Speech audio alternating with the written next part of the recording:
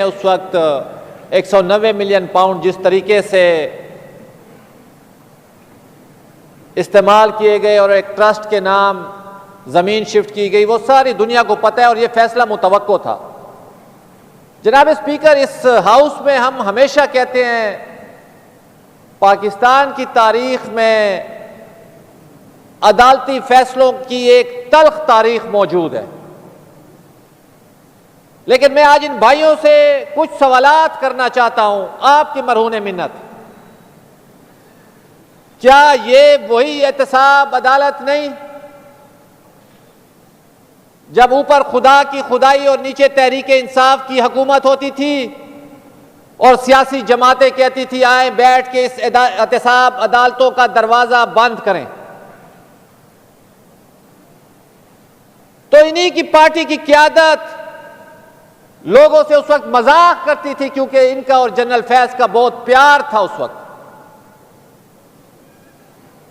یہ وہ تاریخ کے اوراق جناب اسپیکر جس پہ ان کو غور کرنا چاہیے اور مستقبل کے فیصلے پھر ہمیں کرنے پڑیں گے۔ اس وقت کے سیاسی جماعتیں کہتی تھی آئیں بیٹھیں، اور بحیثیت ورکر پاکستان پیپلز پارٹی یہ آفر ہم نے مسلم لیگ نون کو دی جب اس وقت ان کی حکومتیں ہوتی تھی، یہ ادارے سیاستدانوں کا احتساب نہ کریں بلکہ اپنے ہمارے ادارے موجود ہیں ان کو سٹرینتھن کریں، اس پارلیمان کو سٹرینتھن کریں۔ لیکن شوق طاقت میں اور ذوق حکومت میں انہوں نے اس وقت بھی کہا چوروں کا احتساب کریں گے، انہوں نے ملک کو لوٹا ہے، اور انہی کے قائد کے الفاظ ہیں فوجی عدالتیں ہونی چاہیے، جس کی آج یہ مخالفت کرتے ہیں سارے بیٹھ کے اور مگرمچھ کے آنسو روتے ہیں۔ اسی عمران خان صاحب نے فلور آف دی ہاؤس کہا، میڈیا کے سامنے کہا فوجی عدالتیں اس لیے ضروری ہیں کیونکہ ہماری باقی عدالتیں اور عام عدالتیں ان چوروں کا اور لٹیروں کا احتساب نہیں کر سکتی۔ تو بابا آج کیوں آپ روتے ہیں؟ عدالتوں کا قتل تو ہمارے ساتھ ہوا جب شہید بابا بانی آئین پاکستان کو 1979 میں پھانسی کے پھندے پہ چڑھایا گیا، اور 2024 میں اسی سپریم کورٹ نے جسٹس فائز عیسیٰ کی عدالت نے اس کو عدالتی قتل قرار دیا۔ اسپیکر صاحب، اگر اس ملک میں سیاسی انتقام کو ختم کرنا ہے تو انہی سیاسی جماعتوں کو بیٹھنا پڑے گا۔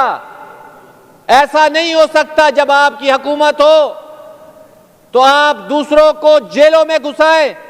آدھی رات کو فریال تالپور محترمہ کو اٹھا کے اسپتال سے کالی کوٹھڑی میں ڈالا گیا۔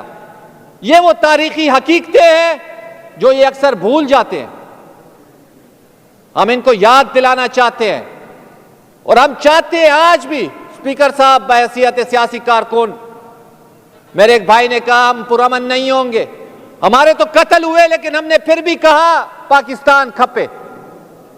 میں تفصیل میں نہیں جانا چاہتا، کون دے گا اس کا حساب جو آصف علی زرداری کو 12 سال جیل گزاری گئی؟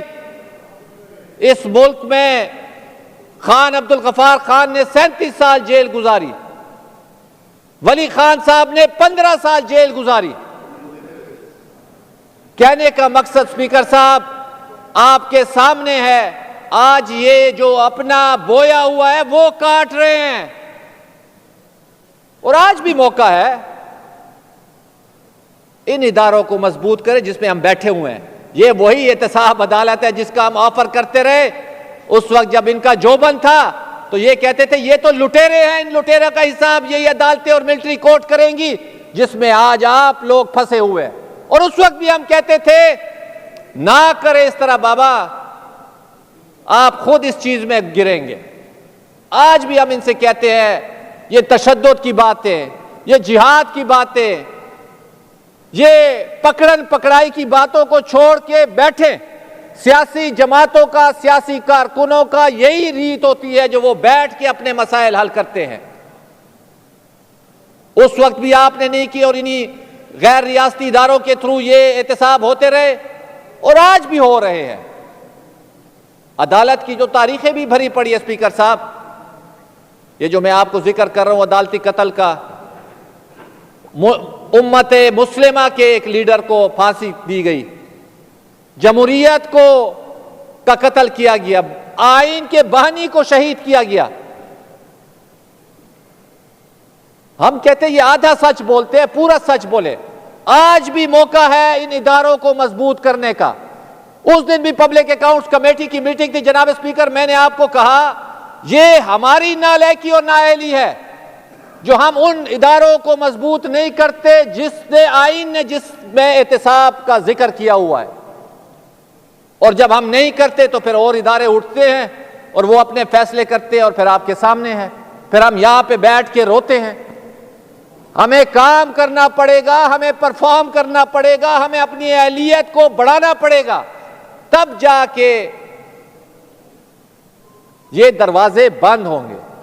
मेरी आज भी आपसे यही गुजारिश है, और मैं अक्सर कहता रहता हूं, खैबर पख्तूनख्वा का जो हाउस है, यहां पे तमाम जमातों के लोग मौजूद हैं, बैठ के इन इदारों की मजबूती की बात करें, ना कि वो इदारे जो कि इस इदारों से हट के काम कर रहे हैं और फैसले करते हैं, फिर बाद में हम रोते हैं। आज भी मेरी ये तजवीज़ होगी जो अपने इदारों को मजबूत करें, इन पार्लिमान की बालादस्ती पे बात करें और आइन की हुक्मरानी पे बात करें।